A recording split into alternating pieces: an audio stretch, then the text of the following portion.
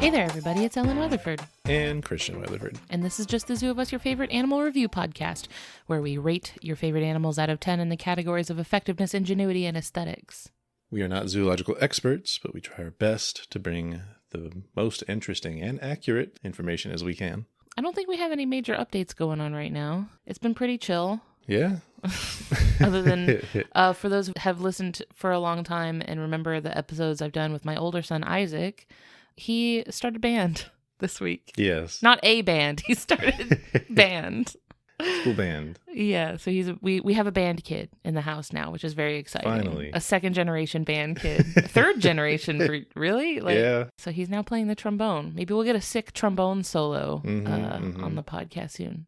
Bonus content idea. Ska is going to be back again. Ska has been back. I don't know what to tell you. I will carry Ska to my grave. I will carry that banner until I'm dead in the ground. I still like Ska. I don't care. So yeah, I don't know. That's all the updates, really. Not a podcast related one. Yeah. But I just thought it was fun. It is. I'm really excited to talk about my animal this week. That's good because you were first. I'm chomping at the bit, really, because for people who follow me on perhaps TikTok or Instagram, you may have seen me making a lot of videos about this animal recently because it's the social media starlet of the moment. It's the talk of the town, the belle of the ball. And that is the Pygmy Hippopotamus. Ooh. Scientific name is Coeropsis liberiensis. Wow. And nobody actually asked me to do this.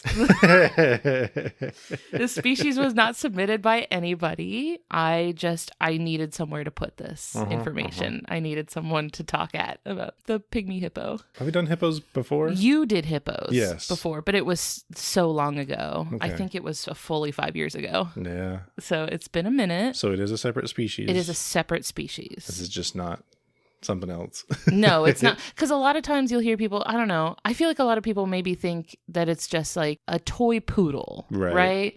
Where like with breeds of dogs, sometimes there will be one that's like, it's still a poodle. It's just a smaller one of it. Yeah. This is not that. It is a separate species completely. And there are some similarities. There are some pretty major noticeable similarities. They are still hippos, but there are some really interesting differences that I think are really cool to tackle. So I'm going to kind of be recovering some ground that we talked about on the hippopotamus episode, just because it was 5 years ago. Yeah. So I'm going to kind of be bringing some of that stuff up and also contrasting the common hippopotamus with the pygmy hippopotamus. Very good. And I'm getting my information from the San Diego Zoo and the Pygmy Hippo Foundation. Oh. Yeah. There's a whole foundation for them. Isn't that neat? Perfect. Yeah. So first of all, as the name implies, the pygmy hippopotamus is a little guy. They're so little. They are up to about 3 feet tall, which is only about a meter. So they'd be up to like below your waist, probably, I'd imagine. Now, they do weigh 400 to 600 pounds. Yeah, there's that. Yeah. Which is 180 to 275 kilograms. So they are small, but boy, are they dense. Stout comes to mind. Stout, yet portly. Rotund. Very good. This thing is dense as a dying star. They are little, but they're packing a lot into that tiny little body. They are about 1/10 the size of the common hippopotamus, for contrast. But not like in every dimension. No, I think that's by weight. Yes. So they're like typically 400 to 600 pounds, and a common hippo is like upwards of like 4,000 plus. Yeah. We don't have like 30-foot tall hippos. Can you imagine? The world would be a very different place, I think, if there were 30-foot tall hippos. This is their planet now. I mean, how is that not what an elephant is, though, basically? Yeah. Well, the hippos are meaner. If hippos were 30 feet tall, I don't think humans would have made it. I feel like gravity wins at some point. That's true. Eventually you fly too close to the sun, I think. They are found in forests and swamps along kind of a small portion of the western coast of Africa. So mostly in the country of Liberia, but they also have some smaller populations in Sierra Leone, the Republic of Guinea, and Cote d'Ivoire. They are in the taxonomic family Hippopotamidae, is how I'm choosing to pronounce that bravely. They are one of only 2 species in this entire family, the other being the common hippopotamus. Pygmy hippos are believed to be more basal, meaning they are believed to more closely resemble the ancestors of hippos. So like if you were to go back in a time machine some millions of years, the ancestors of both of those species would probably look more like the pygmy hippopotamus than the common hippopotamus. Okay. So the big hippo, maybe that's how I should, instead of saying pygmy and common, I'll just say big and little hippos. Yeah. Perfect. So the big hippos have kind of improvised a little bit more. They're a little bit more exaggerated. They have some kind of amped up features, whereas the lil hippo is kind of a more toned down, very demure, very mindful hippo. That's your one. Actually, last week was my one because I said it last week. I don't think I can say it anymore. The what is it? Gen Alpha police will find me if I make cringy memes anymore. Yeah. On the podcast. Another just interesting little side note on hippo evolution. For a very long time, they were thought to be related to pigs, which kind of makes sense. They look like pigs. They're pig adjacent. Only like Vibe based. very superficially. Well, but they wallow in mud and they roll around and they got the feet. The feet are giving pig a little bit. I feel like I can see it. These are just vibes. I see the vision is what I'm saying. But it doesn't matter because that was wrong and they're not related to pigs. I was trying to give them the benefit of the doubt. Nope. But no, they were wrong. They are related to whales. I feel like the hippo is an interesting sort of transition between the terrestrial ungulate ancestors and like, you know, you got the fully terrestrial things like, I don't know, cattle and pigs and stuff like that. And then you've got the whales that are fully aquatic. And the hippo is this really interesting like transitional middle ground between them, which I think is cool. Yeah. So to get into our ratings for the pygmy hippo, if this is your first time ever joining us on this podcast, we rate animals in different categories, and effectiveness is the category we use for physical adaptations, things that are kind of built into their body that let them do the things they're trying to do. And I'm giving pygmy hippos a 7 out of 10. That's pretty good. Pretty good. Now, they are sort of in the shadow of the big hippo, right? Because compared to common hippos, they are less aquatic. They spend a lot more time on the land. Really? Yeah. Even though you'll usually like see pictures of them in the water, because usually the pictures here's one thing. They're super rare. You will like never see one of these in the wild. They're very, very rare, very hard to find. So most of the pictures you're going to see are going to be in a zoo. And when you see pictures of them in a zoo, a lot of times they're in the water. So they do still have some adaptations to living in the water because they do spend a lot of time in the water, but not like all of their time like big hippos do. They have their eyes and their nose sort of aligned close to the top of their head, which is we see in a lot of aquatic mammals where they need to stick their nose into the air to breathe, but they don't want to stick their whole head up out of the water because that's going to kind of give away their location. Right. So they're kind of like aligned close to the top of the head so they can just poke the important stuff out. The big hippo, their eyes and nostrils bulge, like they fully stick up, almost more like a whale's blowhole, how it sort of like has this like bulging. The pygmy hippo's not like that. It's a little bit more like close to the body. The pygmy hippos can also pull their nostrils shut to seal out water when they're swimming. So like if you watch a video of one diving underwater or something, you can see they can really like seal their nose shut, which is important. You do need that. Yeah, kind of like the pinnipeds. So the pinnipeds is actually really interesting because theirs is sealed shut by default. They have to they have to like exert effort to open their nostrils to breathe. I think the pygmy hippos is like open by default, and they can seal it when they need to. So fail closed versus fail open type thing. Yeah.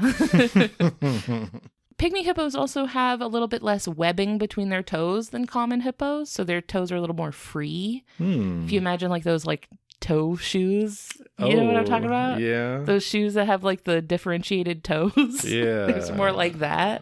Whereas the big hippos' feet are more like connected. Their toes are more connected. I think the little hippo's feet look like a tapir's. Aw. So compared to the big hippos, the little hippos, if you see one, you'll kind of notice that they're a little bit more slender. Their legs are longer and thinner, and their body is a lot more slender. They're still, don't get me wrong, they're still a round little guy. They're still quite orbular, but not nearly as much as the big hippo is. Right. And this is really good for helping them get around in like really dense jungles where they need to be, navigating through like thick foliage or bushes and undergrowth and stuff.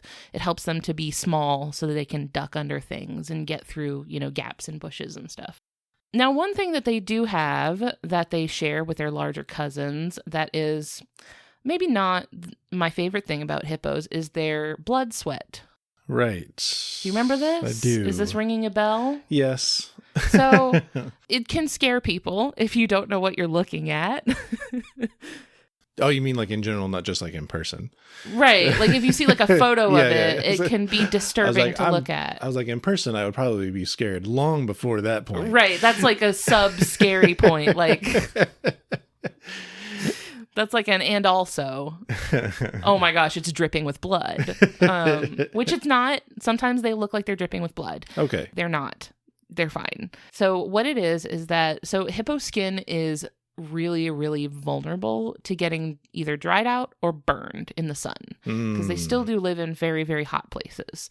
So if you're spending a lot of time in the sun, you're going to run the risk of sun damage. So they have these special glands that secrete an oily liquid. Now, this is not technically sweat. This secretion contains a pigment that at first, when it first I don't know what the word is. When it first oozes, yes, it's clear. You can't really see it. It's like, it's like water or something like that. You don't really notice it. But after like a couple of minutes exposed to like the sun and the air, it turns like copper red. Oh. Yeah. So like it takes a couple of minutes to like, maybe it's oxidization. I don't know the chemicals behind it. I do know that this is an extremely unique pigment. So much so that it is actually named after them. It is hipposudoric acid. Oh, okay. Yeah, it's like their own special pigment. Good for them. Yeah. Hippos out here with the transitions. They got transition shades. Boy, anyone who has transition shades must be really, really cool and hot. That's me. Christian has transition shades, and I think you wanted to bring that up. Just a little bit. To brag on them. Do you like them? I do. Take that, son. You have a complicated relationship with the sun. Yeah. The hippo and I are similar in that way. Oh, I haven't even said what the secretion does. It does a lot of things that are good for their skin. It is basically like an all-in-one. Those things are like shampoo plus conditioner plus... flea medicine. Plus brake fluid plus is one of those. Yeah. So it helps kill off parasites and bacterial infections because it is an acid. It's acidic, so it can help kill off like things that might be living on the hippo's body. It also absorbs UV light to protect their skin and moisturizes. Oh, good. That's the basis of any good skincare routine, right? You need a good moisturizer. Yeah. Wouldn't life be better if we just had built-in sunscreen? I feel like that should have come up before now. Yeah. Why didn't we figure this one out? Yeah, I would go through a lot of work and pain if it meant not having to put on sunscreen again. I'm saying we should develop like supplemental hipposudoric acid, but for humans. Yeah. Homosudoric acid. Yeah. Get on it. That could be us. Scientists, get on it. Here's the grant proposal. This brings us to ingenuity, which for us is behaviors, things the animal is actually doing to solve problems that they face, thrive in their environment. I have to give the Pygmy Hippopotamus a 6 out of 10 for this one. Okay. Largely because we don't really know that much about what they do in the wild. They're very reclusive, they're very solitary, and they do not wish to be perceived. Yeah. They are nocturnal. So most of their active time is at night anyway. They're much more likely to run and flee rather than try to square up, like their larger cousins are famous for doing. Yes. They're much more flight than fight. They're much less aggressive than the bigger hippo, which, I mean, y'all don't have 4,000 pounds to be throwing around like that. You got to pick your battles, I think, a little bit more when you're tiny. Yeah. They're not nearly as aggressive towards each other as common hippos are. They seem to just prefer to ignore each other if they come across each other. Now they do, you're going to love this, they do the poocopter thing. Oh, good. Yeah. Which if you're not super familiar with hippopotamus behavior, it's a really delightful thing that hippopotamuses do where they poop while helicoptering their tail around. Yeah. With the express purpose of making a big old mess. Now, help me remember. Was this a territory thing? Yeah. Okay. It's like a marking your territory sort of thing. It's Great. Like, you see that, Simba? Everything the poop touches is our domain. So like as far as you can fling your poop, that's where that's how we should be doing property surveys. Like that's how property lines should be delineated. That's what we need. Make it harder. I'm always saying it's too easy. So that's great. Also, I mean, you could look up videos of them, goofing off in zoos and stuff. I try not to rely too heavily on like zoo behavior because behavior in captivity in animals can be very different from wild behavior. Right. But, they're a lot easier to work around than a big hippo, which you cannot really hands-on interact with safely. Right. They're just little guys. That's all they are. This brings me to the final category that we rate animals on, which is aesthetics. It's just how nice they are to look at. This is a solid 10. 10 out of 10. They're spectacular. Now, are you basing this in general, or are you kind of weighting it towards the celebrity? Or they're all like that. They're all like that to the point that like photos of other pygmy hippos are being passed around and labeled as the famous one, which I'll get to in just a second. Sure. And people are all saying it's the same hippo, but it's like photos of multiple pygmy hippopotamuses. I guess I thought the famous one was a baby. She is a baby. Yeah. So I guess my question was, are you basing your aesthetics on the baby form or the like fully grown? That's their secret. They're always baby. Oh, they are just, even when they're an adult, they look like a little baby. They're so cute. But they are still smaller, right? Like, yeah, they're still small. It's not what do they call it? A micro pig situation where they're like, yeah, it's micro for now. No, like they're still adorable when they grow up. Okay. It's kind of funny because it looks like a baby that's being like parented by just like a slightly larger baby. Oh. They're so cute. Okay. They're adorable. They're round and they have these big round cheeks that are like pink. They have like a pink tint. They're mostly like a brownish gray, but their cheeks and like the underside of their belly is like a really cute little bright pink. Aww. It's adorable. They have Shrek ears, which is great. Love that. The blood sweat, I will say, is not awesome to look at. It's not my favorite thing. If you do see it, though I haven't actually seen any like photos of pygmy hippos with the blood sweat, so I don't know how that factors into their look. I think they spend so much time like in the water that it washes away the blood sweat before you can see it. So it's not my favorite, but like it washes off so easily you just never see it. It's not an issue that much, so I don't feel like that factors into the score. Okay. Their conservation status is endangered.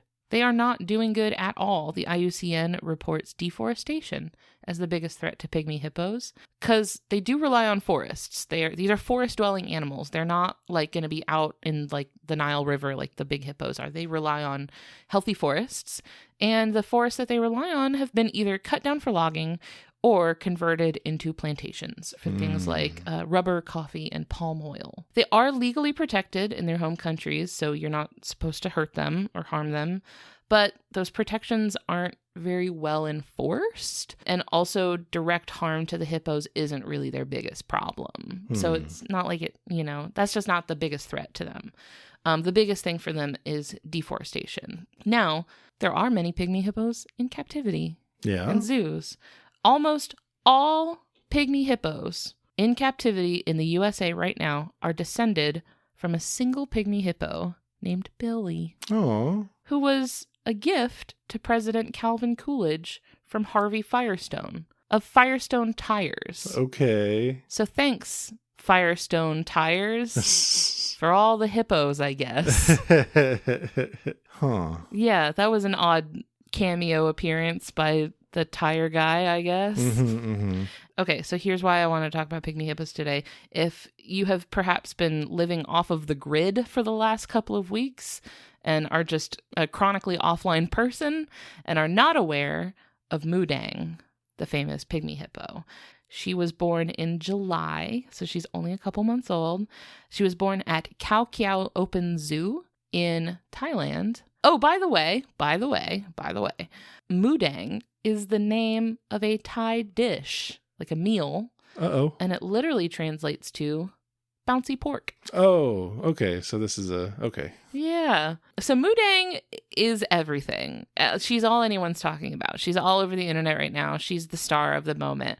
She has become so popular that the zoo has had to limit viewing times to 5 minutes per day on Saturday and Sundays only. Wow. So you can only see her on the weekends and only for 5 minutes. Huh. Well, apparently they started having a problem because people started like throwing things at her and That's like not good. yelling at her and stuff. And like it was getting really like people were not being cool about it. Yeah. So they had to like really limit. And when they do like these viewing times, they have like multiple staff people around like making sure people are being cool to the hippo. Huh.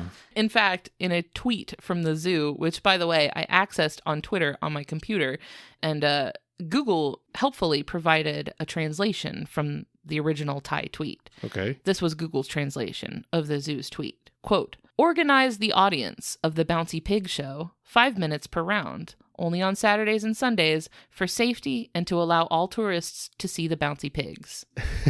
Sorry for the inconvenience. Well, I mean, if it were me, I would just say, well, y'all can't behave, so you don't get any. You sit in your room and you think about what you've done, and then when you're ready to apologize, you can look at the hippo again. We use gentle hands. Paid webcams. There we go. Now this is something. I can't say it. No, you can't. But you know what I'm thinking. Yeah.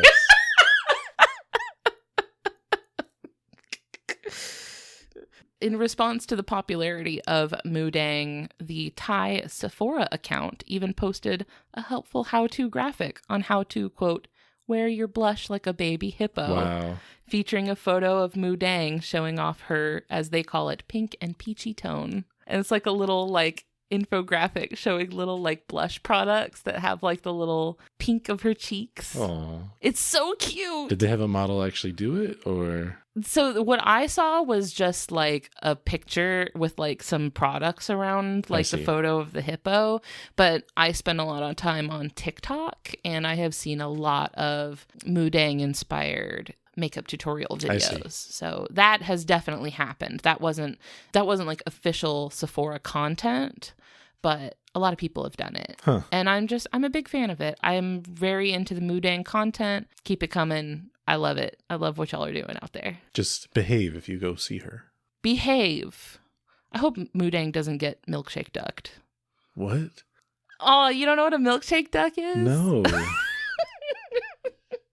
It's I had like a stroke for a second.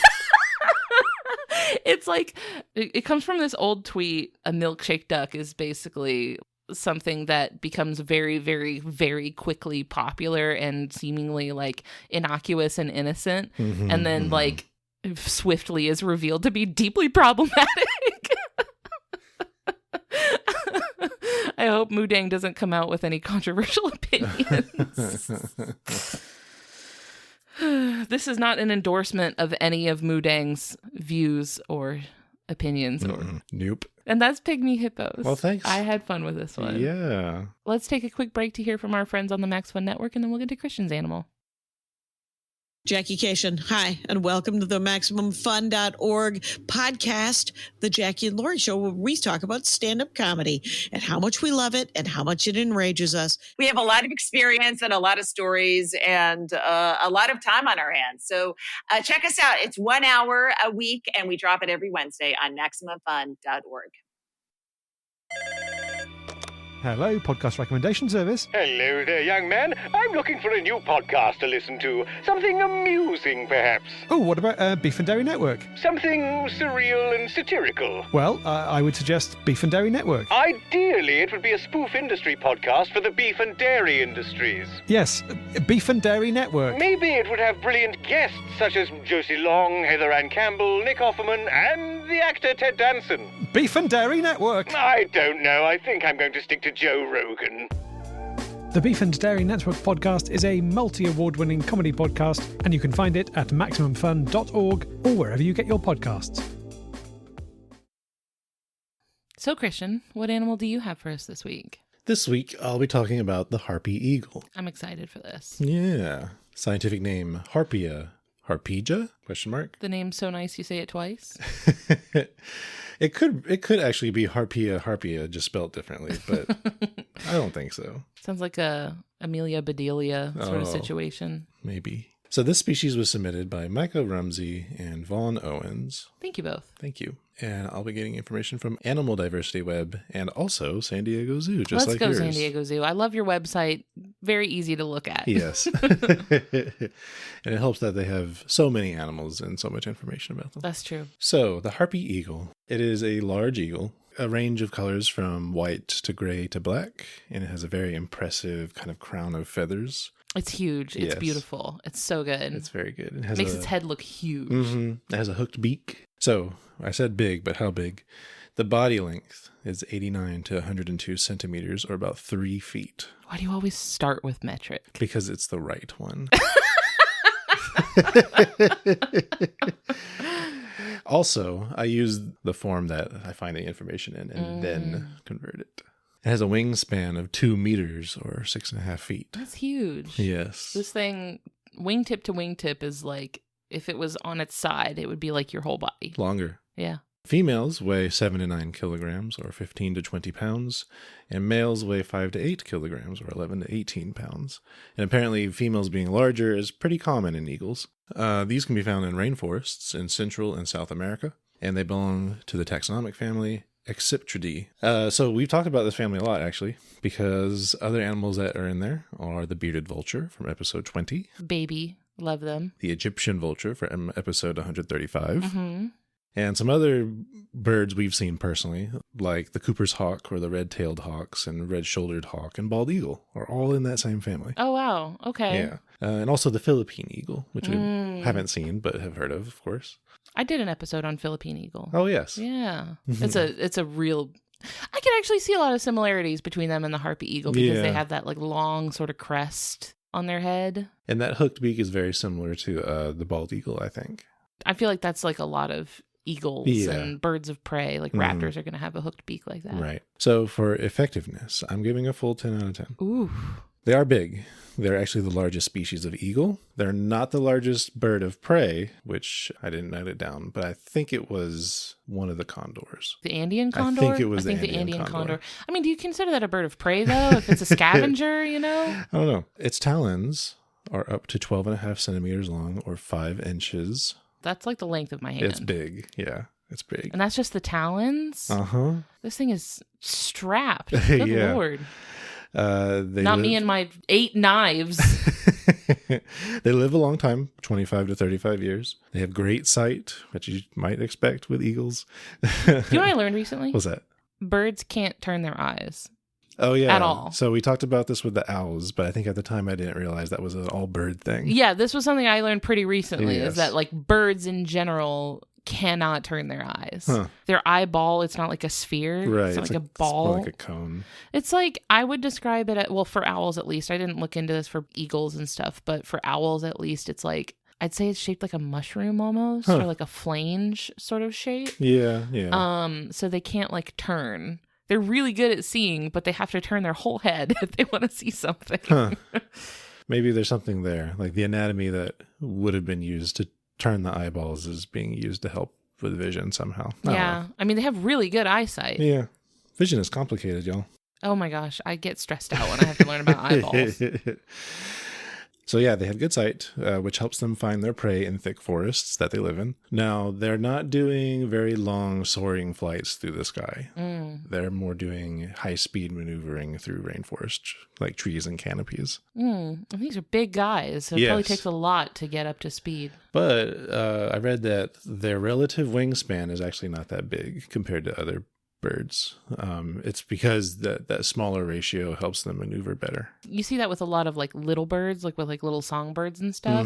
They have like really short wings so they can make these tight little turns and stuff. So I guess Yeah. if they're doing like crashing through the canopy, basically, Right. you'd need that. When they're doing these flights, they can take prey up to 17 pounds or 7.7 kilograms. And they can reach speeds of up to 50 miles per hour. I imagine that if you are a bird flying over a very, very dense forest, I feel like you're kind of limiting yourself to only the things that are like just at the very top of the forest. That's not what they're doing, though. Oh. They're not flying over the forest canopy, really. Yeah, I'll get more into that in the ingenuity section. Okay. So their diet is primarily sloths and primates. Oh, no. How do you specialize on that? That's crazy. That's crazy work.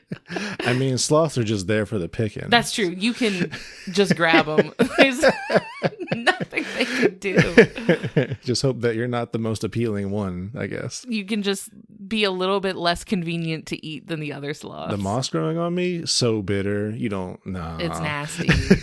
You don't want none of this. I think it's algae. Oh, okay. That grows in their fur. Yeah, it probably tastes pretty good, I bet. I don't know. But they'll also take things like lizards and birds and rodents and small deer even. Oh, Lord. Yeah. They may take small livestock, but it's pretty rare that happens. So think like chickens, that kind of thing. Bird on bird crime. You hate to hear it. Yeah. So that gets me into ingenuity, which I'm giving an 8 out of 10. So I find some things about their parenting interesting. So first up, they do breeding pairs that last a lifetime. And they only breed once every 2 to 3 years. Taking their time, huh? Yeah, and that's because it takes a while. This is an animal that puts a lot of time and energy into its young. Really? Yeah. So first, nest building. So the pairs will build nests together and chirp together while doing so. It's like when you're like building IKEA furniture together, you're like playing some music and swearing together. Christian, I would never. I forgot to build the part 5 steps ago that has 3 different accents in the name. That's the true test of a relationship. Is next time we're like building furniture together, I'm just gonna call it we're harpy eagling it. Yeah, for sure. And they'll even occasionally stop building the nest to rub their bills together for a few seconds. A smooch break. Yes. Everyone needs a smooch break. People don't know this, but in the middle of the episode when we stop for promos, that's our smooch break. Yeah, we have sure. We have to stop the podcast. I have a gauge that says, "Oh, running low." It's on the Fitbit. The Fitbit gives you a little warning. It's been too long. Do it now or we'll electrocute you. I need 50 cc's of smooches stat. Okay, Fitbit. Those nests are built 27 to 43 meters above ground or 89 to 141 feet. That's way up there. And they're made... You got a high rise. Yeah. A penthouse. And they're made of woven sticks, soft vegetation, and animal fur. Waste not, want not. You know, use every part of the animal. And I'm not talking about like fur that was shed off or anything. Oh, I'm sure it just innocently was already there for some reason. Honorably harvested. Sustainable. Speaking of, they reuse those nests every year. Excellent. Now in this economy, once you got one, you hang on to it, man. They probably got a great rate on it. Mm-hmm. Now the child rearing. Both parents help incubate the egg. Let's go. For 56 days. However, the female will do most of it while the male searches for food. Ooh, I learned a new word here. They are born altricial. That certainly was not your first time learning this word. It was. I've told you this word, Kristen. Well, then I had forgotten it. I've learned it anew. You know what? That's probably good for people this is their first episode of this podcast. Cause... Yes. Now that means they're basically born helpless. In this case, they only have down feathers and they're blind when they hatch. These are the ugly baby birds. Yeah. There's 2 types of baby birds. There's the altricial ones that are ugly and they can't do anything. It takes a long time for them to be able to do anything. And that's as opposed to precocial, which are the cute ones. So think about like chickens and ducks. Are they all fowls that are like that? You know, I don't know. I'd have to think more about it. Because like parrots, macaws, owls, all of them are like... Well, but it's not specific to birds, right? There's other like, you'd think of like giraffes would be like a precocial young, right? They're born like ready to hit the ground running. Yeah, but I mean among the birds, I feel like all the ones I can think of that are not altricial are all fowls, I think. Most baby birds are hideous. Yeah. For like a while. So here comes the harsh part of it, though. Oh. So they will only tend to a single chick. Okay, I've heard of this Yes. in birds before. Let's not bring human judgment I into know, the bird zone. I know. I can't help it though. But you're right. It is harsh from our perspective. So if they do lay and hatch more than one egg, they will only feed the first hatched. Right. I think shoebills do this also. Yeah. But they'll sometimes take it a step further and actually like take matters into their own hands and like make sure that only one of them makes it. Which is in some ways a little better in that in this case, what happens is One of them just kind of will starve to death. Yeah, that is prolonging things a bit, I guess. But maybe there's a method there. Maybe it's if the first one doesn't make it for some reason, maybe the second one's still kicking it. I think that's usually why they have more than one at all, Yeah. right? Like they aren't just going to have one. You don't want to literally put all your eggs in one basket. Yeah. Like you want to kind of like hedge your bets a little. But there's like a window of time, I guess, to where maybe the first one hatches but doesn't make it post hatching, and the second one is maybe still alive. I don't know. Could be nothing. Which could mean nothing. Yeah. That's why my mom had a second kid. 'Cause she was like, I don't know about this one. Try again. I should say I made that joke because I was the first kid, Yeah. by the way. That would be a really mean thing to say if I was the second. Oh. No, I was the questionable first one Sure. in reference. So the chick fledges at 6 to 7 months, but parents continue to tend the young up to 10 months. And even from there, juveniles will stay in the parents' territory for at least a whole year. I have to look up what a juvenile looks like because I bet it's goofy. Mm-hmm. Let's see. Yup. I'm going to show you a picture real quick and you're going to love it. Ready? Oh, He's giving him the razzle dazzle. just trying. He's like running on the forest floor with wings outstretched, and the face is so like, is this anything? The face is like, God, please help. Am I flying? Is this flying? So that's a lot of time and energy to spend into the young, especially That for is. birds. So it makes sense that they want to space that out some. Gosh, you need like vacation in the middle. A smooch break. There you go. You need a smooch break. Gosh, I'm making smooch breaks a thing. There you go. I'm so into this idea. They're very territorial. And their territory is around 30 square kilometers, Goodness. which is about the size of a small town center. Or, as a comparison, Central Park in New York City is 3.4 square kilometers. So just imagine 9 Central Parks worth of land. Jeez. Once again, in this economy, that's prime real estate, man. They communicate through vocalizations and visual displays. And the sounds, to me, that they make sounds like a mix of what you would think of like the typical eagle sound and also a bottle rocket. For good measure. So yeah. Now, when you say a typical eagle sound, Movie eagle sounds. so a red-tailed hawk sound, Sure. we have to say, because otherwise we're going to get 1,000 million emails. Like, actually, that's not an eagle sound. Yeah. I mean, in this case, I guess it is an eagle sound is. because it is a harpy eagle. Yeah. It sounds like this. Yeah. I'll drop an audio clip.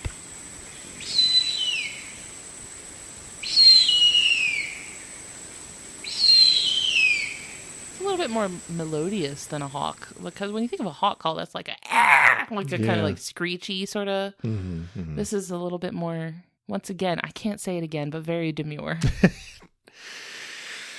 Dang. I can't stop. My brain is just melted into a puddle. Oh, hunting, finally. So Oh yeah, the thing they do. what they're doing is it's actually more of an ambush type thing. Really? So they will wait and perch for up to 23 hours Same. until something wanders by, basically. And then that's when they swoop on them. So if they're small enough, they'll just eat them right then and there, maybe bring them back to the nest. But if they're bigger, they might just get them at least a little far away off the ground and then kind of eat what they can. This combined with the fact that you said a lot of what they eat is sloths Yeah. is a very funny mental image of a harpy eagle standing completely motionless for 23 hours just staring at an equally motionless sloth like 3 miles away. And they're just like, maybe with some like, I don't know, cowboy high noon sort of music in the background. They're like having like a standoff, but it's a 23-hour long stare down. Just waiting for it to get closer so it doesn't have to spend as much energy. That's why they have to wait for 23 hours. It's because if they're waiting for a sloth to get closer, get comfy. I mean, So The primates they eat, though, are also small monkeys. So think capuchin monkeys. So there's that, too. Which are very cute, by the way. May they rest in peace. Yep. And that brings me to aesthetics. Full 10 out of 10. They're glorious. This beautiful gray and black colors and the head feathers that ruffle. They're gorgeous from specific angles. Definitely not head on, I imagine. Not face on. It's very funny. But if they're looking at, if you're at that angle, I guess there's a chance they don't know you're there. No, well, because you remember they can't turn their eyes, right? Right, so but aren't they more pointed? Like, no? No, they have a good, an overlap in the front. Oh, okay. I mean, they have to turn their head to, see things. So if they're pointed at you, I'd imagine they'd be looking at you. When you type in Harpy Eagle and then the letter F, Google suggests from the front. See, that's not even that bad. It's not as goofy as I thought it was. But it is a little goofy. Only a little. It is a little bit goofy, but they are beautiful. The crest on the head is really, really pretty. You know what the crest reminds me of is the Victoria crowned pigeon. Oh. You had one as your desktop wallpaper a few days ago. Remember that? It's a Microsoft slideshow wallpaper of birds. Yeah. Oh, yours is just birds? Yeah. Oh, that's cool. How do I get mine to do that? I don't remember, but we could figure it out if you want. Okay, I'm sure. I get all sorts of pictures, but it was I saw one the other day and I remember commenting. Yeah. That was a Victoria crowned pigeon, and that's what it reminds, the gray sort of very dramatic crest on the head. Yeah. So to finish things up, their conservation status is vulnerable as of 2021. Oh no. Their threats include, like yours, deforestation, but also hunting, poaching, and persecution. Persecution? Yes. Oh no. What's to persecute? I think farmers are concerned that they're taking livestock too much, For a second, I got the words persecute and prosecute mixed up, and I was like, are you taking them to court? You've committed bird crime. I was trying to imagine how you'd, get one into a courtroom. You'd have to have, a perch for it. They can't even be under oath, because they can't put their hand on the Bible. They got no hands. Their talons would just pierce right through the pages. They can't swear. No. Prosecutors hate this one trick.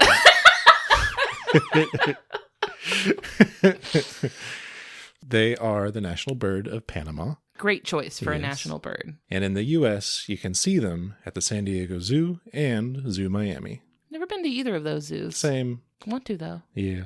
We'll definitely check out the Harpy Eagles when we're there. Yeah. So the term harpy. Oh, yeah. I was going to ask you about this. Comes from Greek mythology. In Greek mythology, harpies are half humans and half birds. The human part is usually depicted as being the torso and head, and the bird part is usually wings, legs, and tails. So mermaid rules, kind of like. It's like a mermaid, but birds. It's not 50-50. It's more, 60 bird, 40 human. Now, in mythology, they're said to steal food from people that are eating it, and also will carry evildoers to the Erinyes, or the Furies, who were goddesses of vengeance. I see. I watched a show on Netflix recently. It was called Chaos, and it's a modern adaptation of Greek mythology. Yeah. The show was just okay, but I really liked Jeff Goldblum in it. Yeah. That was great. He really stole the show. And the Furies are a big part of that. They're major players in the show. But I wonder why this bird got named after the harpies, because that feels equally applicable to any other bird of prey, I feel like. They were also very annoying in Baldur's Gate. Oh, there's that one spot. There's only the one time, but the one time is enough. I think it has more to do with this, swooping down and taking something away.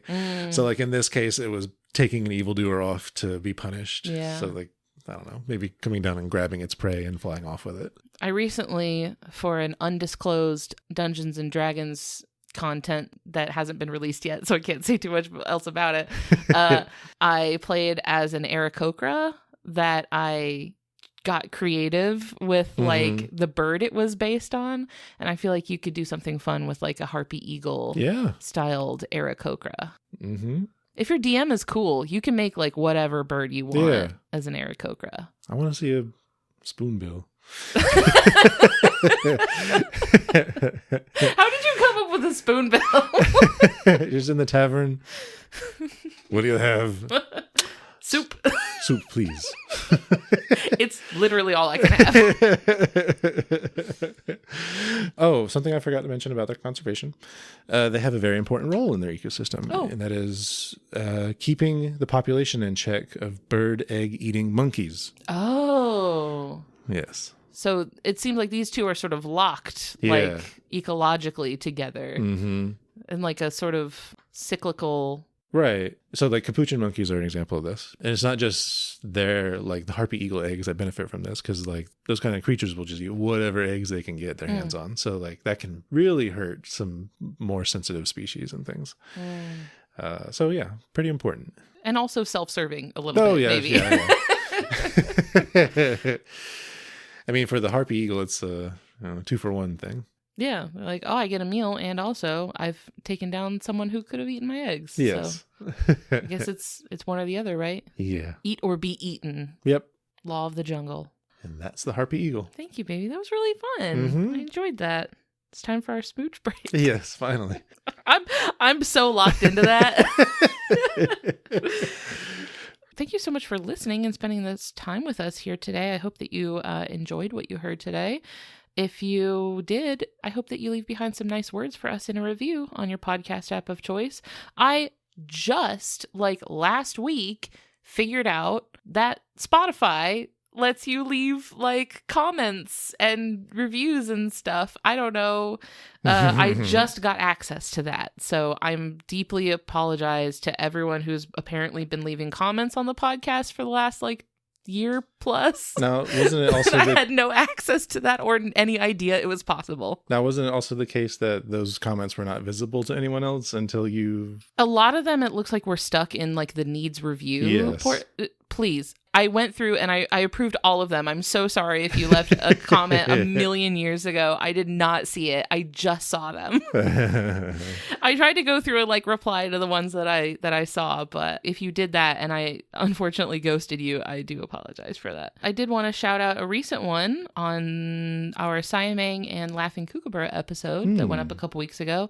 Phi says, I love this podcast so much. I've been listening for about a year now and still greatly enjoy the older episodes. You've been my companions on a commute to work, when I go out on a run, and when I'm getting my chores done. Aw.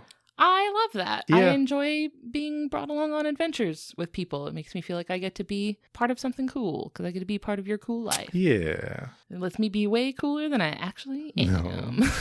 No. So yeah, if you want to hang out with us online, we're on social media. We're on Facebook, Instagram, TikTok, and Discord. Links to everything will be in the episode description. We'd like to thank Maximum Fun for having us on their network alongside the other amazing shows, like the ones that you heard promos for earlier in this episode. So if you want to go learn more about the network and the other shows, how you can be part of supporting our show and get access to our bonus content that goes up every month for members, head over to MaximumFun.org. And finally, we'd like to thank Louis Zong for our theme music, which is very good. Yes. And excellent. Thank you so much. Thank you. Bye. Bye.